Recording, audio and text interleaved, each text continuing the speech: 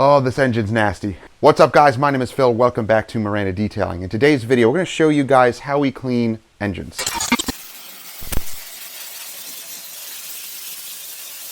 Now, guys, when it comes to cleaning engine bays, tread carefully. I know many modern cars, they can get wet in here and it's not a problem.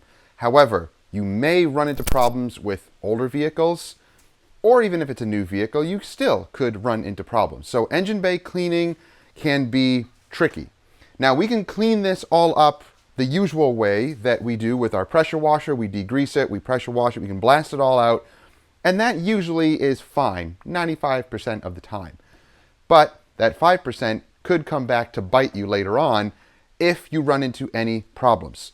Now, there's a couple of ways you can handle this. This is our way of handling engine bay cleaning and dealing with the customer. So guys, because of the whole liability issue with cleaning engine bays, we have electrical parts here. Some guys do like to cover certain parts if they want, cover the battery terminals.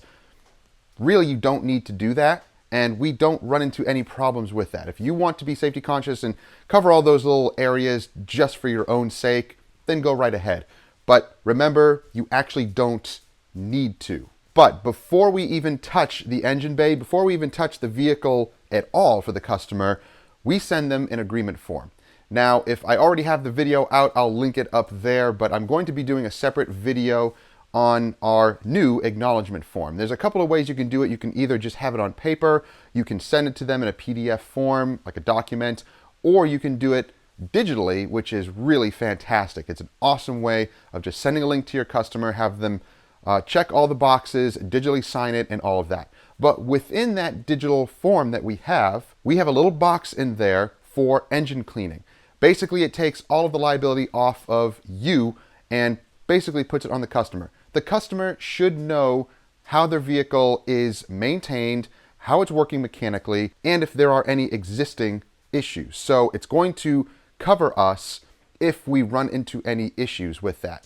Basically, they check that box for engine cleaning and accepting all and any responsibility, knowing full well the mechanical health of their vehicle, whether it's in the engine or whether it's even on the inside of their vehicle. That acknowledgement form covers all of those little areas. So for a detailing business, you need a form like that. It will cover you legally and it will protect you for the most part. If really someone wants to give you a hard time and go full force with all their lawyers, well, whatever. But if you're going to cover your bases, have them sign that document, and usually that is pretty ironclad. If they sign it, check those boxes, and you have copies of all of that stuff. So with all of that said, let's get to cleaning the engine bay, and we're going to do it in our garage. And I know it's probably going to make a mess on my floor, but oh well. I'm hopefully going to be putting a different floor in here very soon, so stay tuned for that. But now what we're going to do is, you could use the little Endercamp cordless washer that we have and wet everything down, and that's actually a good option. I'm probably going to do that first, and I have a waterless or rinseless solution in there that will start to break down some stuff. But I'm going to be using Red Magic Degreaser from the Renegade product line. So the Renegade product line is designed for metal, so aluminum and chrome polishing, and their degreaser is really, really good. So I actually have it diluted here in this bottle 4:1, which is pretty strong, and we're going to use that to degrease. So you can simply just start degreasing and spraying. Oh, this trigger stinks. Oh, that's why. Never mind. I fixed it.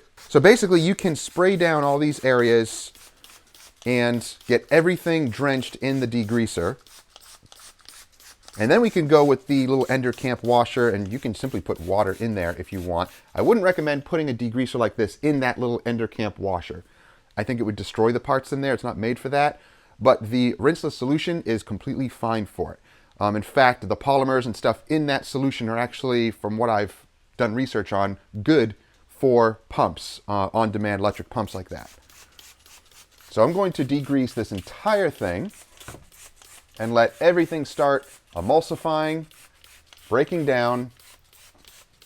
And then you can also use either a steamer or, where'd it go? Oh, it's over there. A little Tornador tool. So I kind of have a Tornador knockoff from a company called SCGB.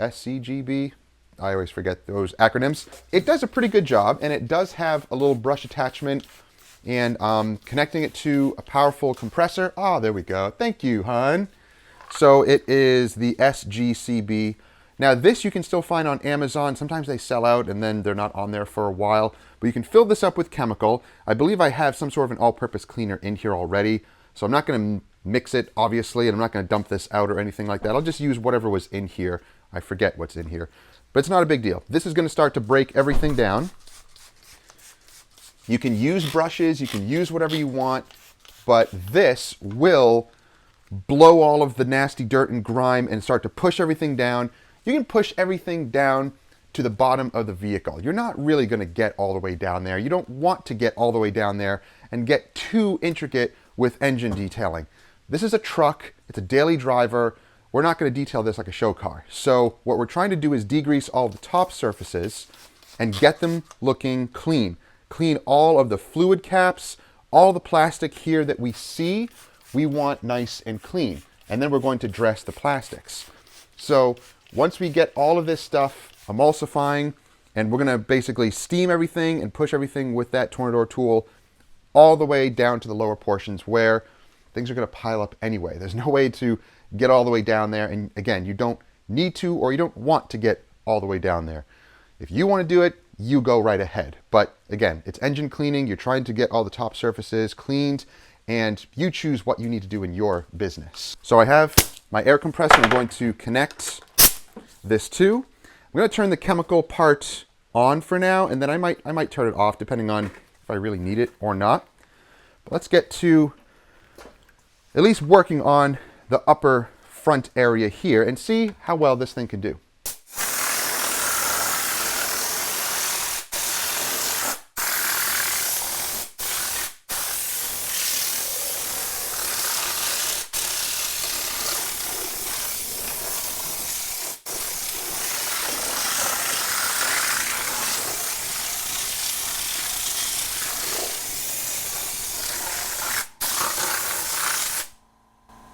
Do you hear the compressor?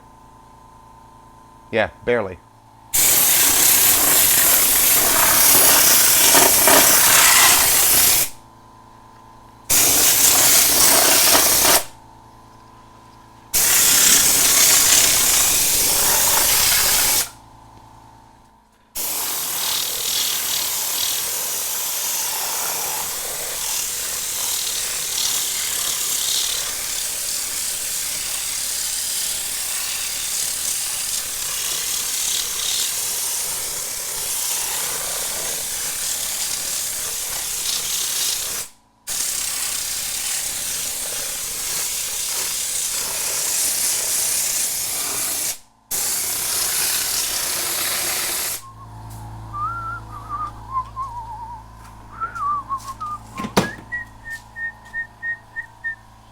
So the Tornador tool did a great job, but let's go further and use a steamer. Now, this steamer is the VX5000, and it also has a wet mode on it. It puts out a little bit more water than usual, than steam.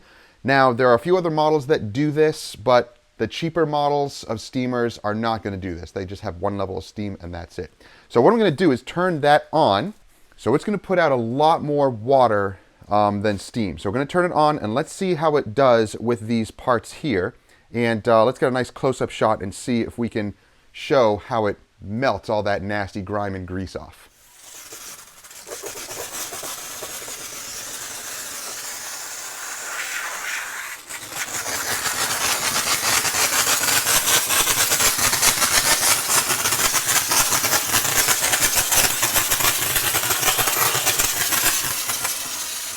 Wow, that's almost like a pressure washer.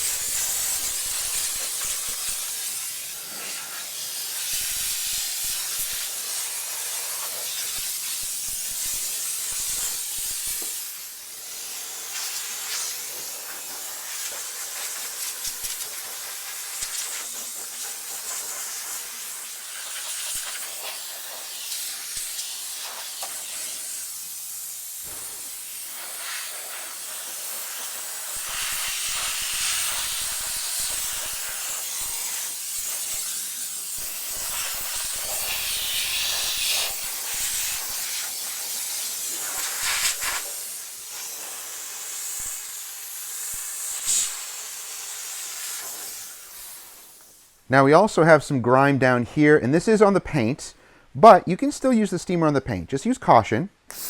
Don't go too close, but it will blast it away.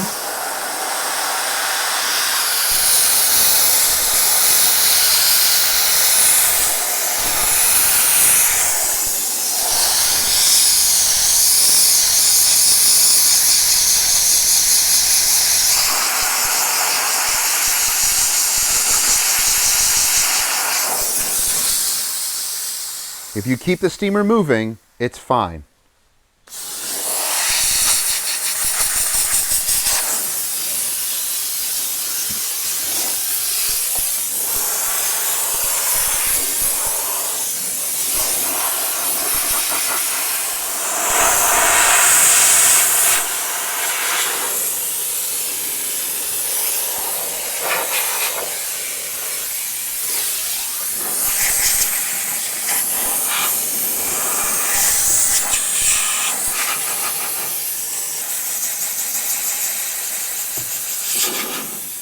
So now when all of that is steamed, you can go back in with a microfiber towel or a brush and get all the little intricate parts if you want to do that. But this is looking really good. I'm happy with this outcome. Don't worry about these pipes. Sometimes they're going to look brown. You don't want to steam them excessively because of the heat on the rubber. They could be sensitive. And yes, those are taking the heat of the radiator, of course. But why risk anything if you don't need to? So wipe all these surfaces down. You can go in here with a blower as well and dry all of these rubber pieces down. Get rid of any of the standing water and the pockets of water. Go into all these areas and clean them really well.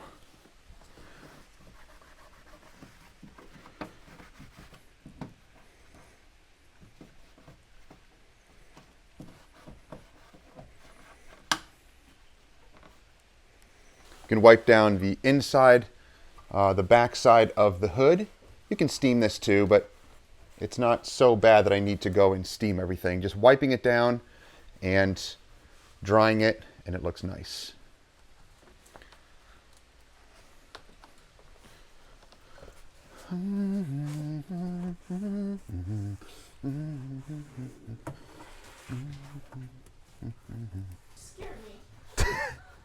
You are so jumpy today. What is wrong with you?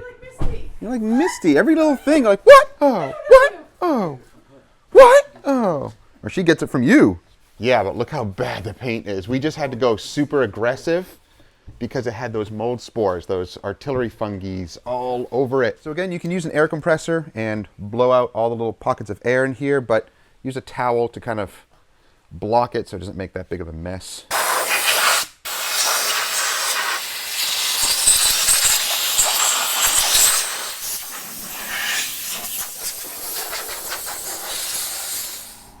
What's that, air compressor? I can't hear you. Was it though? Or was it brilliant?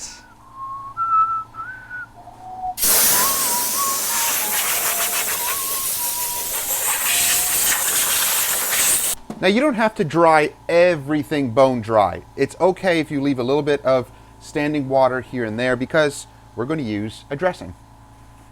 So we're going to use a water-based dressing. I have some 303 Aerospace. This is all I have left. I have to get some more. This stuff is great for engine bays. It's water-based, it's very light, and it's not super high gloss. So you can generously spray it over all the plastic and rubber components in here. And what I like to do is, as we're working on the interior of the vehicle, run the vehicle, let it warm up. It'll dry any areas in here that need to be dried, especially if you were power washing it. That does get obviously a lot more wet in here, a lot more moisture. But spray this liberally over all of the rubbers and plastics.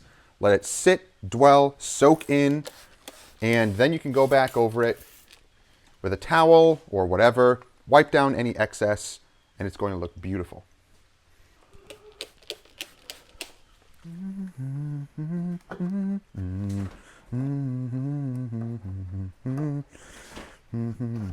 Now you can also use Meguiar's Hyper Dressing diluted 4:1.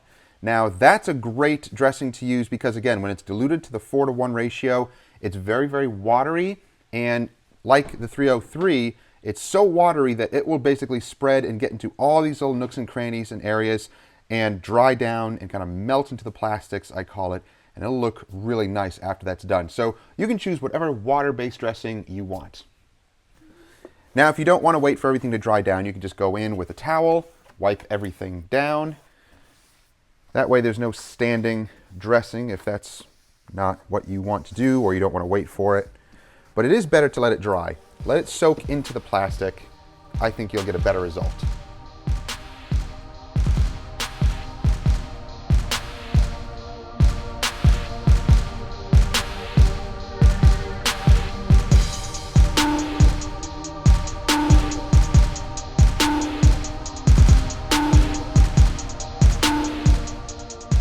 So guys, what do you think? It's no show car, it's a daily driver. If you're a mobile detailer or you have a detail shop, you know, that's primarily what your customers are going to be.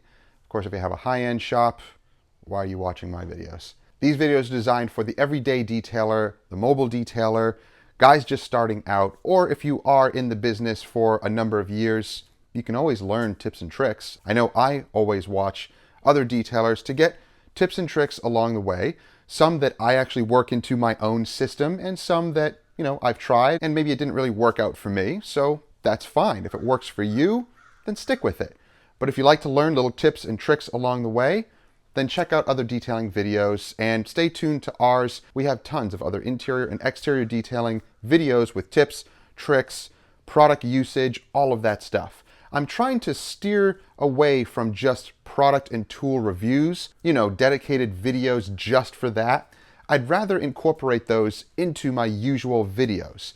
So as we're doing a vehicle, you may not see us doing the entire vehicle all the way through, inside and out, but perhaps I can actually cut them into pieces and do an engine bay detail, show you how to clean seats, show you how to clean carpets, how to clean leather, how to wash the paint, how to decon the paint, how to polish. All of those little steps along the way, instead of trying to fit it into one huge video where there's all sorts of information. I'll still do those because I know many viewers like to see that, and it is kind of enjoyable to see the whole process along the way. But there are going to be some other videos where I will cut them into little pieces like this and show you all the different processes as we detail the vehicle. For instance, this Ford truck came in for a full detail, plus artillery fungus removal, a light polish, and a few little other things. So I was able to split it up into a few different videos showing you some interior work, the engine bay detail, and then the larger video is going to be the full exterior detailing video where we show you the specific artillery fungus removal and then the light polish. So stay tuned for those videos as well. But guys, I think this thing is ready to go. It's looking incredible. So this is the final icing on the cake. Everything is done. The customer will be here in about 20 minutes and he'll pick this up, and it finally stopped raining out. So hopefully he'll be able to enjoy it on the ride home. Again, if you're interested in any of the products or the tools, check out the links down below. They'll go to either Car Supply's warehouse or they'll go to Amazon or AliExpress, anywhere that I can find good deals for products and tools for you guys. If you're enjoying the videos, definitely consider subscribing and clicking that bell so you don't miss stuff. Thank you for watching. We'll see you guys next time. Have a great week. Oh, it's so nice. You guys are gonna love the exterior video on this one.